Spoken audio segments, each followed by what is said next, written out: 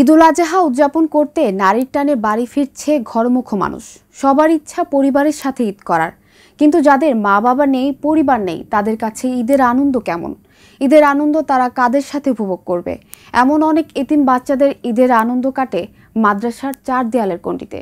সেই এতিম বাচ্চাদের এবারের ঈদ ভাবনা নিয়ে বিস্তারিত থাকছে আসাদুজ্জামান বুলেটের রিপোর্টে।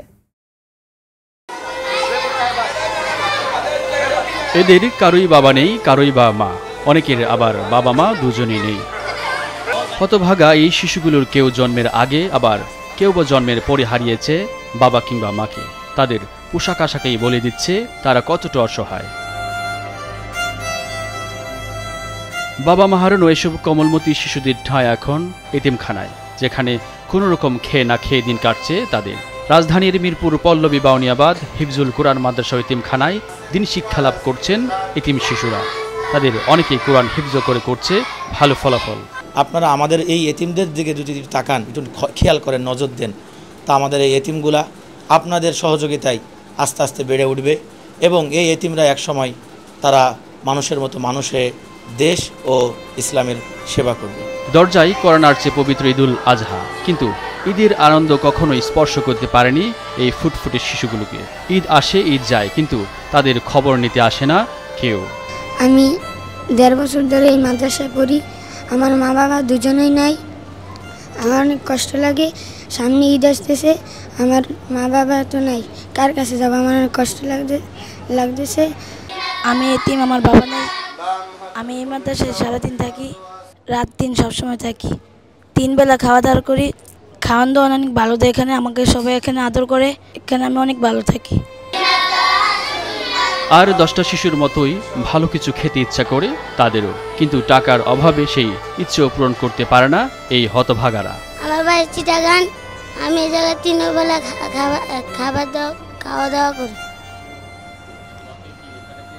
আমাকে এইখানে সবাই আদর করে, কেউ আমার মারে না। আপু আছে? জি না। এখানে কি তো সবাই তোমাকে আদর করে? জি। দাদা অনেক কিছু অনেক বিয়ের থেকে রোস্ট আনে, আবার গরু মাংস এনে খাই বাসায়। 1990 সাল থেকে দুস্থ অসহায় এতিম ছেলেদের দিনী শিক্ষা লাভের উদ্দেশ্যে কাজ করছে প্রতিষ্ঠানটি, যেটি জাতীয় গৃহায়ন কর্তৃপক্ষের পুনর্বাসন আবাসিক প্রকল্পের অন্তর্ভুক্ত বাউনিয়াবাদ ডিব্লক এলাকায় অবস্থিত। বর্তমানে 200 এতিম শিক্ষার্থী আছে এই প্রতিষ্ঠানটিতে। শিক্ষক সহ মোট স্টাফ রয়েছে 12 জন, যাদের থাকা খাওয়া সম্পূর্ণ ফ্রি। তাই তাদের খরচ চালাতে হিমশিম খেতে হচ্ছে কর্তৃপক্ষের। আল্লাহ রাসূল সাল্লাল্লাহু আলাইহি ওয়াসাল্লাম বলছেন, কিয়ামতের দিন এতিমকে যে সাহায্য করবে, আমি নবী জান্নাতে একসাথে অবস্থান করব। ওখানে সহিহ হাদিস। এই জন্য আমি দানশীল ব্যক্তিদের কাছে আকুল আবেদন, আমাদের এই অসহায় এতিম যাদের মা বাবা নাই, যারা সবসময় এখানে অবস্থান করে, তাদের অনেক প্রয়োজন আছে, আমরা পূরণ করতে পারি না। মানে আপনারা ইচ্ছা করলে এতিমদের খাবারের চাউল, ডাল, মাছ, গোশত যেটা এতিমরা খায় সেটাও আপনারা দিতে পারেন, এবং এতিমদের পোশাক আদি আছে। এই যে ঈদ আসতেছে, আমরা নতুন জামা দিতে পারি এতিমদেরকে এসে আপনারা নিজেরা জামা কাপড় দিয়ে এতিমদেরকে খুশি করেন। আল্লাহ সুবহানাহু ওয়া তাআলা আপনাদের কামাইরে যদি বরকত দিবেন, ব্যবসা বাণিজ্যে বরকত দিবেন। কুরবানিতে ইচ্ছা করলে অনেকে কিছু চামড়া দিয়ে সাহায্য করতে পারে, কিছু মাংস দিয়ে সাহায্য করতে পারে, কিছু টাকা পয়সা দিয়ে সাহায্য করতে পারে। যারাই এই ঈদটা করতে চান, তাদেরকে আমরা স্বাগত জানাবো।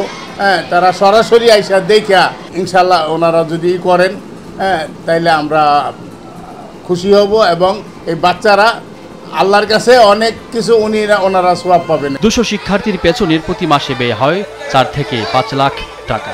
বর্তমানে সাহায্য সহযোগিতা কম আসায় অনেক কষ্টে দিন কাটছে তাদের। তাই বিত্তবানদের সহযোগিতা চেয়েছে মাদ্রাসা কর্তৃপক্ষ। তাদের বাবার কবরস্থান সার্টিফিকেট আনলে আমরা তাৎক্ষণিকভাবে ভর্তি করে নিই।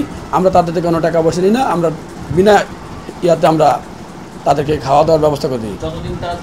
যতদিন পড়াশোনা, যতদিন হাফেজ না হওয়া পর্যন্ত, যতদিন পর্যন্ত তার হাফেজ ইতিমধ্যে বাংলার থেকে বাদে হাফেজ না হওয়া পর্যন্ত, ততদিন আমরা তাদেরকে ফ্রি বেতন, বিনা বেতনে পড়ালেখা ওখানে। কিন্তু আমাদের টাকা জনগণের টাকায় আপনার সাহায্য দেওয়ার দিকে আমরা চালাইতে পারি। কোমলমতি এসব এতিমদের কথা ভেবে সমাজের বৃত্তবানরা সহযোগিতা হাতকে প্রসারিত করবেন, এমনটাই প্রত্যাশা মাদ্রাসা কর্তৃপক্ষের।